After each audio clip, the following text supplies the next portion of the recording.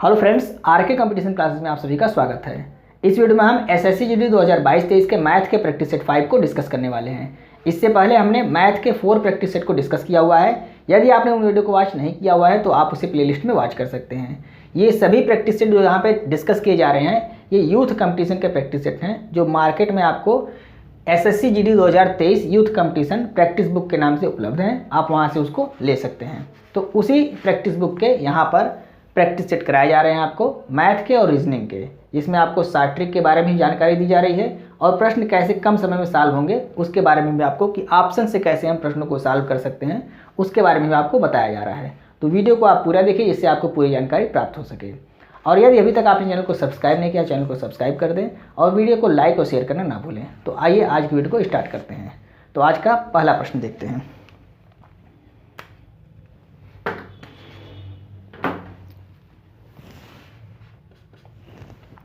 पहला प्रश्न दिया हुआ है, 2 अंकों की सबसे बड़ी अभाज्य संख्या ज्ञात कीजिए। ऑप्शन में दिया हुआ है ए 93, बी 89, सी 91 और डी 97।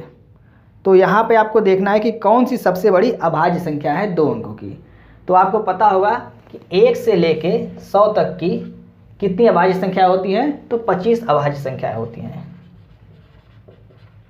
ये भी प्रश्न कई बार पूछा जाता है कि 1 से 100 तक के बीच में कितनी अभाज्य संख्याएं आती हैं, तो 25 अभाज्य संख्याएं आती हैं, जिसमें से सबसे बड़ी अभाज्य संख्या कौन सी है, 97।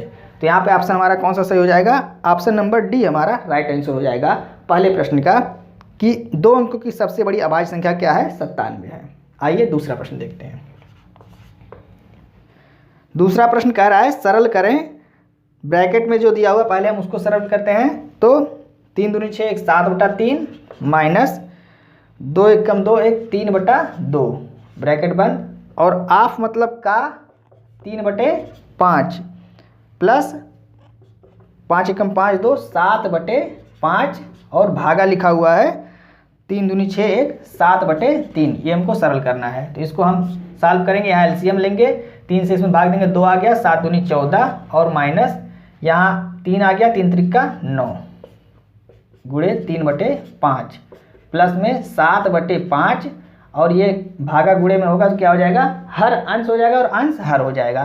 तो 3/7 हो गया। यहाँ पे 7 से 7 कट गया। यहाँ पर देखिए 9 में से 14 में से 9 को घटाएंगे, कितना आ जाएगा, 5/6 गुणे 3/5, 3 दूनी 6 और 5 से 5 कट गया, प्लस में यहाँ पर कितना बचा, 3/5 बराबर यहाँ पे बचा है 1/2 और यहाँ पे बचा है प्लस में 3/5। एलसीएम ले लेंगे, 10 आ जाएगा।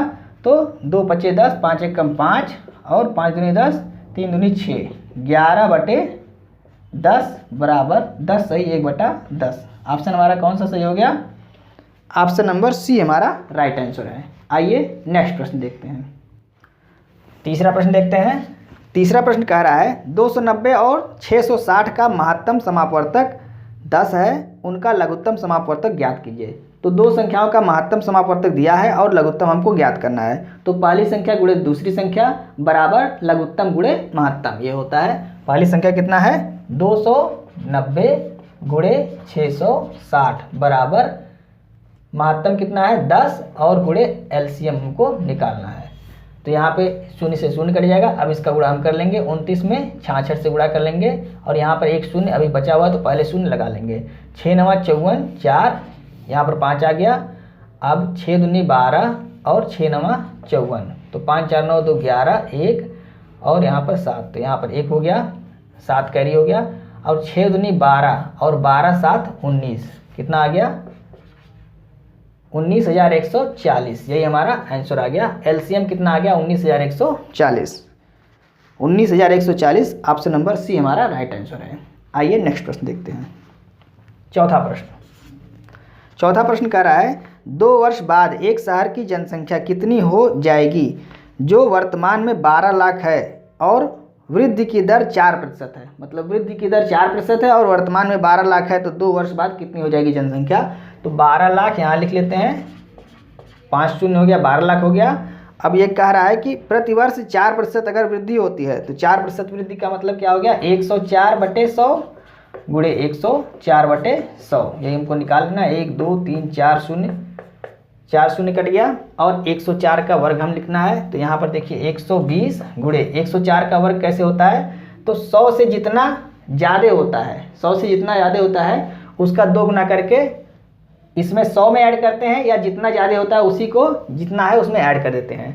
तो 100 में 100 से यहाँ 4 ज़्यादा है तो 4 ऐड करेंगे 104 में, तो हो गया 108, और जो 4 है उसका वर्ग करके लिख देते हैं, 4 चौके 16। ये हमारा 104 का वर्ग हो गया। फिर से देखिए 100 से जितना ज़्यादा है, जितना ज़्यादा है उसका दुगना करके 100 में जोड़ देते हैं। तो 4 ज़्यादा है, 4 दूनी 8 करके 100 में जोड़ दिए, और जो ज़्यादा है उसका वर्ग करके आगे लिख देते हैं। ये हमारा 104 का वर्ग आ गया।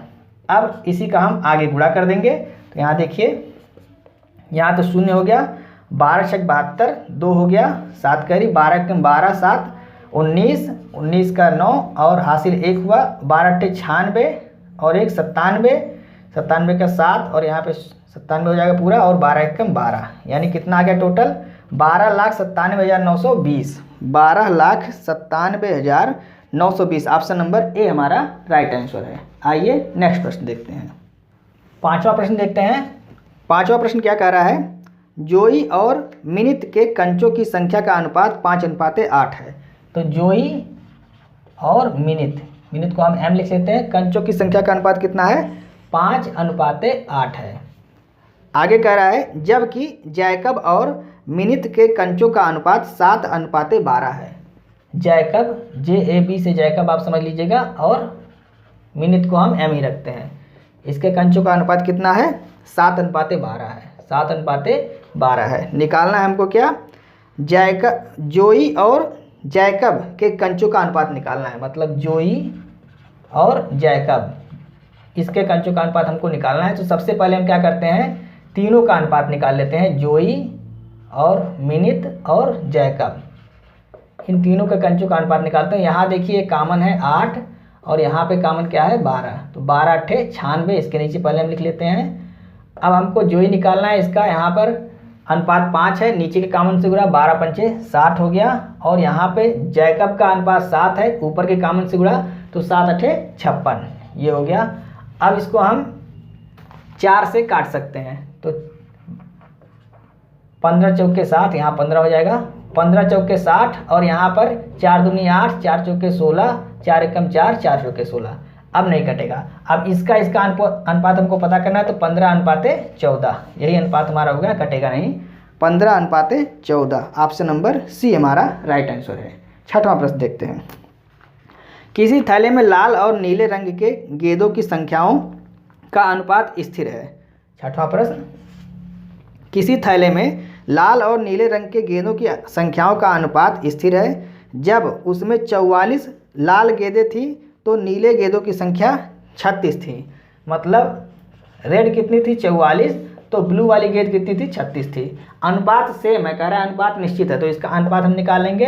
तो 4 एकम मतलब 11 चौक 44 हो गया, और 4 9 36, 4 से कट गया, तो अनुपात हमको 11:9 प्राप्त हो गया। अब कह रहा है आगे, यदि नीले गेंदों की संख्या 54 हो, नीले गेंदों की संख्या मतलब ब्लू वाली 54 हो, तो हमसे ये वाला पूछ रहा है कि रेड वाले गेंदों की संख्या, लाल गेंदों की संख्या कितनी होगी। तो यहाँ देखिए 9 छक 54, 9 में हमने 6 से गुणा किया तो 54 आ गया। तो हम 11 में भी क्या करेंगे, 6 से गुणा करेंगे, 11 छक 96, 66, 11 छक 66, तो हमारा आंसर क्या आ जाएगा 66। यहाँ पर देखिए ऑप्शन नंबर पहला हमारा राइट आंसर है। आइए 7वां प्रश्न देखते हैं। 7वां प्रश्न, 7वां प्रश्न थोड़ा सा बड़ा है, तो इसको हम लास्ट में डिस्कस करेंगे। हम 8वां प्रश्न देखते हैं। 8वां प्रश्न क्या है, यहाँ पर देखते हैं। एक रेलगाड़ी 160 किलोमीटर प्रति घंटे की गति से चल रही है और इसकी लंबाई 180 मीटर है। रेलगाड़ी द्वारा एक खंभे को पार करने में लगने वाला समय क्या होगा। खंभे को पार करने में मतलब कि रेलगाड़ी की जो लंबाई है वही दूरी का काम करेगी। तो समय पूछ रहा है, समय बराबर दूरी बटा चाल। समय बराबर दूरी कितना है 180 मीटर, और चाल दिया हुआ है 160 किलोमीटर। तो 160 किलोमीटर प्रति घंटे में है, इसको हमको मीटर प्रति सेकंड में बदलना पड़ेगा। तो बड़े से छोटे में बदलना है, तो 5/18 हो जाएगा। तो ये 18 ऊपर चला जाएगा, यहाँ से हम इधर कर दे रहे हैं 18, क्योंकि बटे में 18 रहता तो बाद में क्या हो जाता है, ये ऊपर चला जाता है। तो अब इसको काट देते हैं, 0 से 0 कट गया, और 2 से इसको काटते हैं, 2 अट्ठे 16 और 2 9 18, फिर 2 चौक 8, 2 9 18। अब यहाँ देखिए 9 9 81 हो गया और 5 चौक 20 हो गया। इसको काट देते हैं 2 से, 2 चौक 8 मतलब 40 बार में कटा, 2 पचे 10। अब यहाँ भी शून्य बचा हुआ है, इससे जब ऊपर भाग देंगे तो 10 यहाँ से हट के यहाँ आ जाएगा, मतलब हमारा आंसर हो गया 4.05। यही हमारा आंसर हो गया। ऑप्शन नंबर ए हमारा राइट आंसर है 8वें प्रश्न का। 9वां प्रश्न देखते हैं। प्रश्न कह रहा है कावेरी ने एक खिलौना 280 में खरीदा और इसे 315 में बेच दिया, उसे कितना लाभ प्राप्त हुआ? 280 में खरीदा, 315 में बेचा, तो लाभ कितना हुआ? इसको घटाएंगे 315 में से 280 को, तो 35 लाभ हुआ। अब ये पूछ रहा है कि यह कितना प्रतिशत लाभ हुआ, तो 35/280 गुणे 100। 280 ही हमने क्यों रखा? क्योंकि प्रतिशत लाभ या प्रतिशत हानि की गणना किससे की जाती है? क्रय मूल्य से की जाती है। अब इसको काट देंगे तो यहाँ देखिए 0 से 0 कट गया और 7 चौक 28, 7 पचे 35, यहाँ पे आपका आ गया 50/4। अब इसको काटते हैं तो 4 एकम 4, 4 दूनी 8 और 4 पंचे 20, मतलब 12.5। ये हमारा आंसर हो गया 12.5। ऑप्शन नंबर बी हमारा राइट आंसर है। आइए नेक्स्ट प्रश्न देखते हैं। 10वां प्रश्न देखते हैं।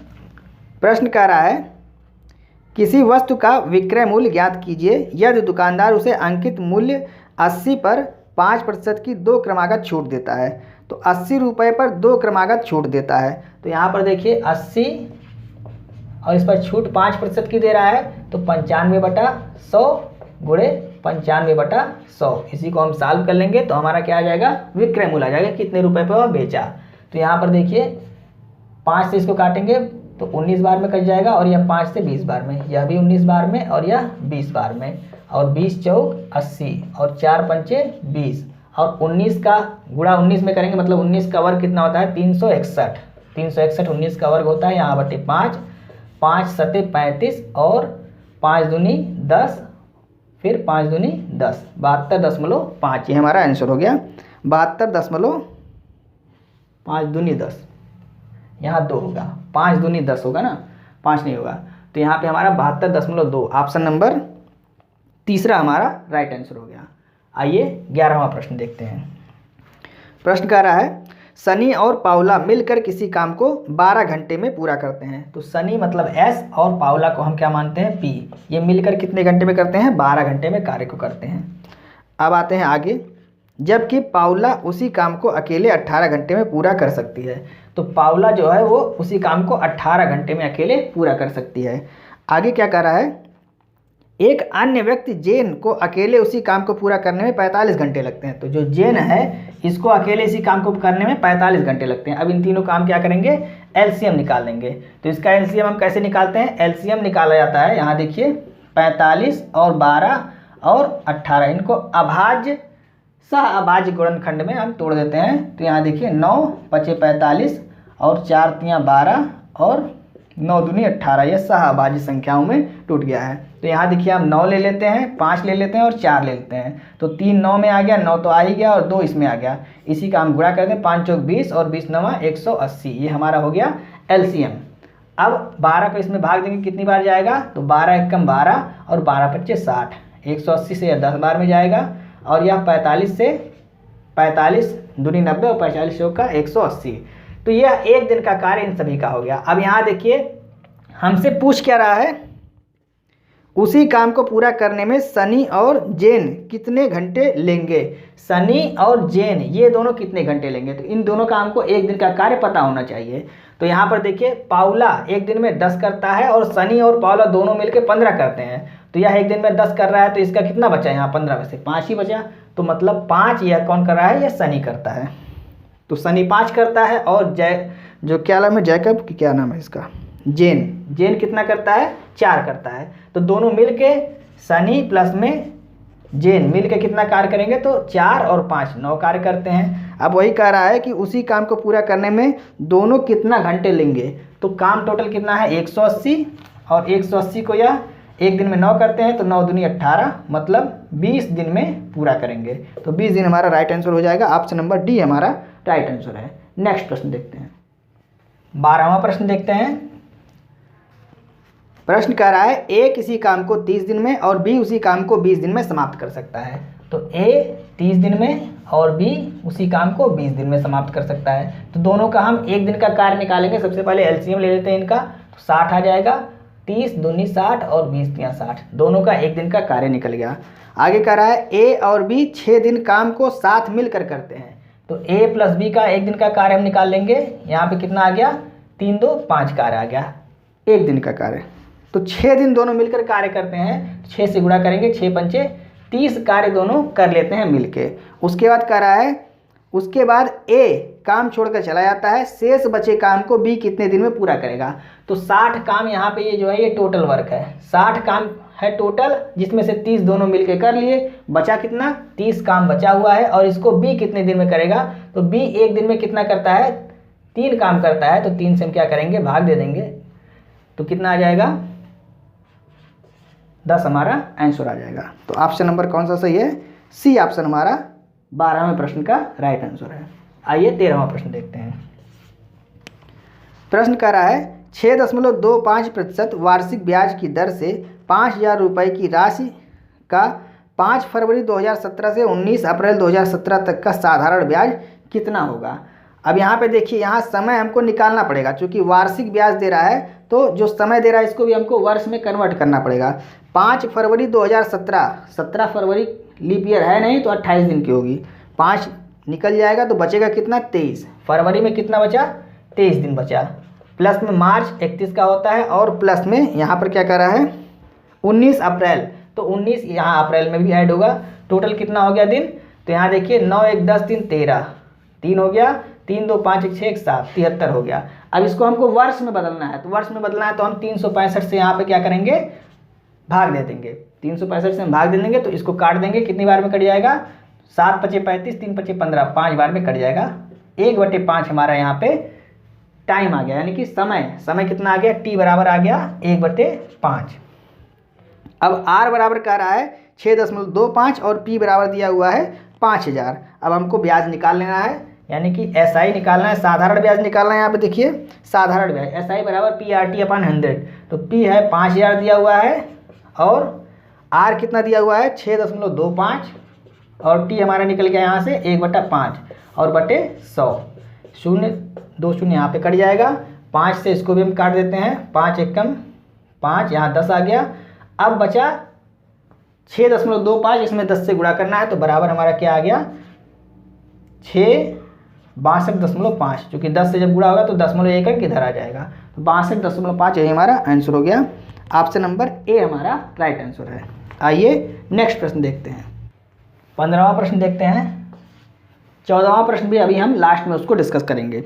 15वां प्रश्न क्या है, समलंब चतुर्भुज की आकृति वाले एक खेत का क्षेत्रफल 1440 वर्ग मीटर है, समांतर भुजाओं के बीच की लंबवत दूरी 24 मीटर है, समांतर भुजाओं का अनुपात 5:3 है, तो लंबी समांतर भुजा की लंबाई ज्ञात करना है।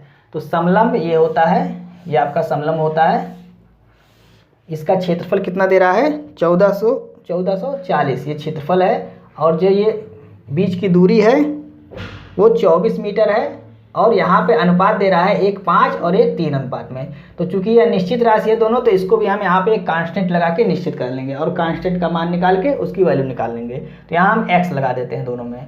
अब समलंब का क्षेत्रफल, यानी समलंब चतुर्भुज का क्षेत्रफल हमको ज्ञात करना है। तो क्षेत्रफल बराबर क्या होता है, क्षेत्रफल है यहाँ पर 1440, क्षेत्रफल बराबर 1/2 समांतर भुजाओं का योग गुणे ऊंचाई। तो ऊंचाई कितना है 24, और समांतर भुजाओं का योग मतलब इन दोनों का योग कितना हो जाएगा, 5 3 8x। 12 से इसको काट देंगे। अब यहाँ देखिए 12 से ये 12 बार में कट जाएगा, और यहाँ 120 आ गया। 8 से इसको काट देंगे, तो 8 एकम 8, 8 पचे 40, यहाँ 15 आ गया, यानी x बराबर हमारा आ गया 15। हमसे पूछ रहा है लंबी समांतर भुजा की लंबाई। ये दोनों समांतर भुजा हैं, लंबा 5x है, तो इसमें हम 5x बराबर क्या हो गया, 5 गुणे 15 बराबर 75 मीटर। यही हमारा आंसर हो गया, 75 मीटर। ऑप्शन नंबर डी हमारा राइट आंसर है। नेक्स्ट प्रश्न देखते हैं। 16वां प्रश्न।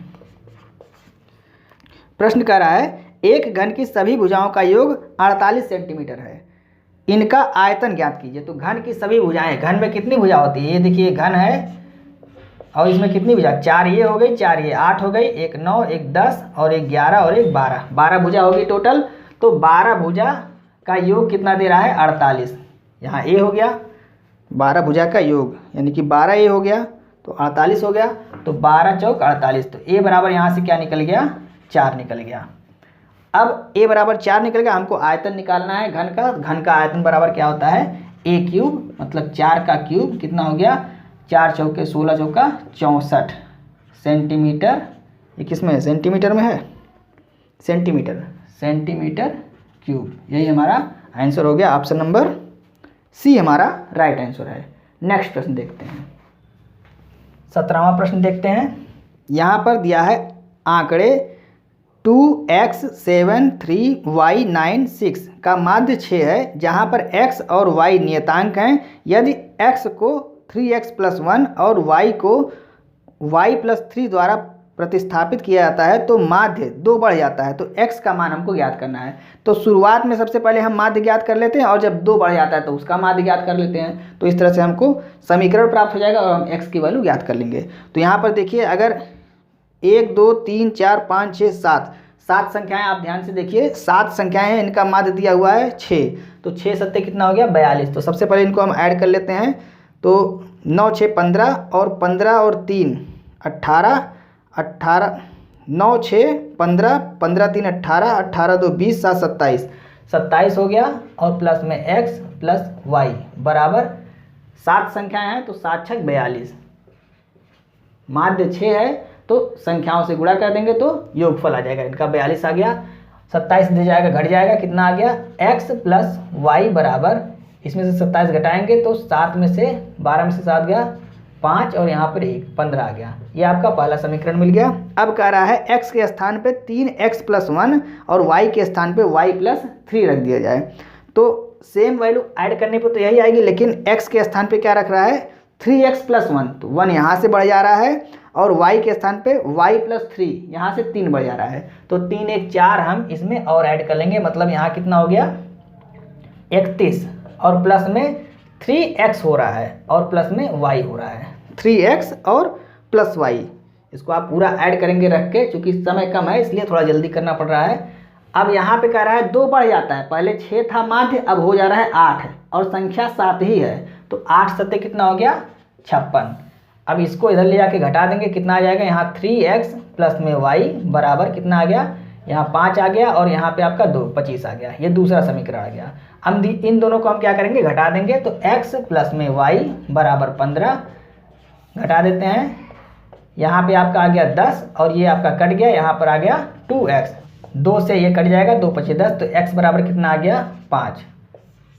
x की वैल्यू हमको ज्ञात करनी थी, x बराबर आ गया 5। ऑप्शन नंबर डी हमारा राइट आंसर है। नेक्स्ट प्रश्न देखते हैं, 18वां प्रश्न देखते हैं।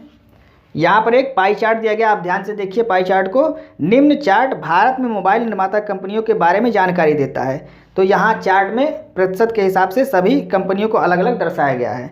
यदि कंपनियों द्वारा निर्माण किए गए मोबाइल फ़ोनों की कुल संख्या 12,40,000 हो तो कंपनी XYZ द्वारा कितने मोबाइल निर्मित किए गए। तो टोटल संख्या कितनी है, 12,40,000, ये टोटल संख्या है। तो टोटल की तुलना हम किससे करेंगे, 100 से करेंगे, चूँकि प्रतिशत में दिया है। निकालना क्या है, XYZ। तो यहाँ हम ग्राफ में देखिए पाई चार्ट में XYZ कितना है 12%। तो 12% हम यहाँ पे गुणा कर देंगे, 2 शून्य से 2 शून्य कट गया, यहाँ पे आ गया, इसका गुणा कर देंगे तो 12 चौक 48 और 12 दूनी 24 4 28, यहाँ पे आपका 2 आ गया और 12 कम 12 और 2 14, यानी 1,48,800, 1,48,800। ऑप्शन नंबर ए हमारा राइट आंसर है। आइए 19वां प्रश्न देखते हैं। 19वां प्रश्न कह रहा है, यहाँ पर एक तालिका दी गई है, तालिका को आप ध्यान से देखिए। निम्न तालिका में एक कंपनी 3 वर्ष की बिक्री का विवरण दिया गया है। एक कंपनी के 3 वर्ष की बिक्री का विवरण यहाँ पर दिया गया है, जिसमें प्रश्न पूछ रहा है वर्ष 2014 और वर्ष 2016 की बिक्री में कितने प्रतिशत का अंतर है। वर्ष 2014 और 16 में कितने प्रतिशत का अंतर। तो यहाँ देखिए, यहाँ बिक्री लाख में एक क्षेत्र 1 में दिया हुआ है और एक क्षेत्र 2 में दिया हुआ है, लेकिन प्रश्न में ऐसा कुछ पूछा नहीं है, तो दोनों क्षेत्र को हम ऐड करेंगे। तो 2014 में कितना है, दोनों क्षेत्र का मिला के 7 और 3, आप ध्यान से देखिए 7 और 3 मिला के 10 हो गया, और 2016 में कितना हो गया, 18 और 7 मिला के 25 हो गया। अब हम यहाँ से निकालेंगे कि बिक्री कितने प्रतिशत का अंतर है। तो अंतर कितने प्रतिशत का है, यहाँ पर देखिए अंतर कितना है, 15 का अंतर है। तो 15 का अंतर निकालेंगे इस 10 से, प्रतिशत निकालना है तो हम 10 से निकालेंगे कि कितना प्रतिशत वृद्धि हुआ या कमी हुआ। तो यहाँ पे वृद्धि हो रहा है और 100 से गुणा कर देंगे, चूँकि हमको प्रतिशत निकालना है। ये 10 से कट गया, यहाँ पर कितना आ गया, 150%, मतलब 150% की वृद्धि हुई। ऑप्शन नंबर सी हमारा राइट आंसर है। आइए 20वां प्रश्न देखते हैं। 20वां प्रश्न क्या कह रहा है, दिए गए एक चार्ट के अनुसार किस वर्ष में स्टोर बी की बिक्री 13 लाख से ज़्यादा है। अब यहाँ पे आपको ग्राफ दिया गया है, इसमें आपको देखना है, पहला है स्टोर ए, दूसरा जो ग्राफ है वो है स्टोर बी, और तीसरा लाइन जो खींचा गया है वो है क्या, स्टोर सी। तो हमको यहाँ पे देखना क्या है, स्टोर बी की बिक्री 13 लाख से ज़्यादा किस वर्ष है। तो यहाँ पर आप ध्यान से देखिए, एक ही वर्ष में 13 लाख से ज़्यादा है और वो है ईयर फर्स्ट। नोट में भी नीचे दिया हुआ है, बिक्री के आंकड़े लाख में दिए गए हैं। तो आप ग्राफ को ध्यान से देखिए, पहले ईयर में स्टोर ए का 12 लाख, स्टोर बी का 14 लाख और स्टोर सी का 14 लाख है, मतलब यही आपका 13 लाख से ज़्यादा है। तो ऑप्शन नंबर हमारा सी राइट आंसर हो गया। तो 20 का ऑप्शन नंबर सी हमारा राइट आंसर हो जाएगा, यानी जो बिक्री है पहले वर्ष में 13 लाख से ज़्यादा है। अब आइए जो प्रश्न हमने छोड़े हैं 2-3 प्रश्न, उसको भी हम सॉल्व कर लेते हैं। 7वां प्रश्न देखते हैं। प्रश्न कह रहा है, इसको हमने छोड़ दिया था, तो प्रश्न कह रहा है एक व्यक्ति को 40 किलोमीटर की दूरी तय करनी है, वह 16 किलोमीटर की दूरी पैदल 4 किलोमीटर प्रति घंटे की चाल से चलकर तय करता है और बाकी बची दूरी टांगे से तय करता है। यदि वह 16 किलोमीटर की दूरी टांगे से तय करे और शेष दूरी 4 किलोमीटर प्रति घंटे की चाल से चलकर तय करता है तो उसे 1 घंटे का अधिक समय लगता है, तो टांगे की चाल ज्ञात कीजिए। यहाँ 2 स्थितियाँ बता रहा है, तो यहाँ हम लिख लेते हैं। पहले कह रहा है 40 किलोमीटर तो उसे चलना है, जिसमें से 16 किलोमीटर की दूरी वह क्या करता है, 16 किलोमीटर की दूरी पैदल चलता है 4 किलोमीटर प्रति घंटे की। तो इसका हम समय निकाल लेते हैं। तो समय बराबर क्या हो जाता है, जब वह पैदल चल रहा है पहली स्थिति में, तो पैदल चल रहा है कितना, 16 किलोमीटर और 4 किलोमीटर प्रति घंटे की चाल से, तो 16 दूरी हो गया, समय बराबर दूरी बटे चाल, 4 चौके 16 यानी कि 4 घंटा आ गया। और शेष कितना बचा है इसमें, 16 चल दिया पैदल, ये पैदल चला है, तो यहाँ पे किससे, टांगे से जा रहा है, तो टांगे से कितना गया, 24 जाएगा। तो इसका समय हम निकाल लेते हैं, 24 बटा समय नहीं पता है तो x, इतना घंटा हो गया। ये एक स्थिति हो गई। अब दूसरी स्थिति में कह रहा है कि यदि वह पैदल, दूसरा स्थिति देख लीजिए, यदि वह 16 किलोमीटर की दूरी टांगे से तय करे और शेष दूरी 4 किलोमीटर प्रति घंटे की चाल से तय करे। तो दूसरी, ये पहला कंडीशन था और यह दूसरा कंडीशन यहाँ पे कह रहा है कि यदि वह 16 किलोमीटर की दूरी टांगे से तय करे, तो यहाँ पे समय क्या हो गया, 16 बटे x हो गया घंटा, ये टांगे से हो गया, और पैदल शेष बची दूरी उसका समय क्या आ गया, 24 आ गया, और ये 4 किलोमीटर प्रति घंटे की चाल से चलेगा। तो यहाँ पर आ गया 4 × 6 = 24, 6 घंटा।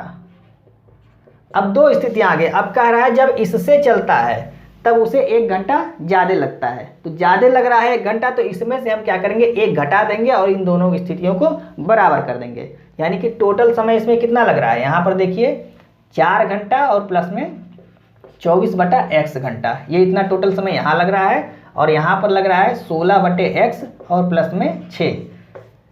यह जब चल रहा है तो उसे 1 घंटा ज़्यादा लग रहा है, तो जब ज़्यादा लग रहा है तो इसमें से हम 1 घटा देंगे और दोनों को बराबर कर देंगे। तो यहाँ 4 प्लस में 24 बटा x बराबर 16 बटा x प्लस में 6 और -1, क्योंकि यहाँ पर 1 घंटा ज़्यादा लगता है तो इसको हमने घटा दिया, अब दोनों बराबर हो गए।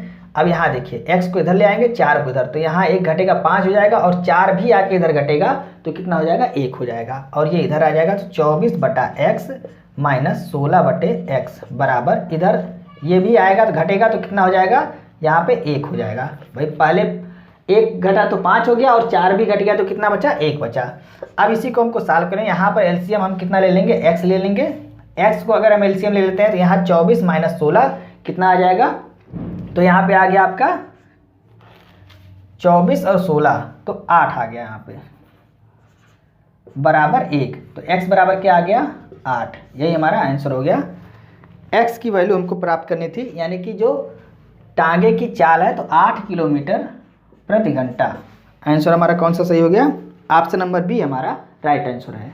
अब एक प्रश्न और बचा हुआ है, 14वां प्रश्न, उसको भी हम देख लेते हैं। आइए 14वां प्रश्न देखते हैं। इसको भी हमने छोड़ दिया था क्योंकि यह थोड़ा सा लेंदी प्रश्न है। प्रश्न कह रहा है एक राशि 20% चक्रवृद्धि ब्याज पर 2 वर्ष के लिए निवेशित की जाती है। यदि ब्याज अर्धवार्षिक आधार पर देय होता है तो इस पर ब्याज के वार्षिक आधार पर देय होने की तुलना में 482 अधिक ब्याज प्राप्त होता है। तो राशि ज्ञात कीजिए। तो राशि हमको ज्ञात करना है। तो यहाँ पर एक बार कह रहा है r बराबर 20%, ये वार्षिक हो जाएगा तो t बराबर 2 वर्ष और p यहाँ पे हमको निकालना है।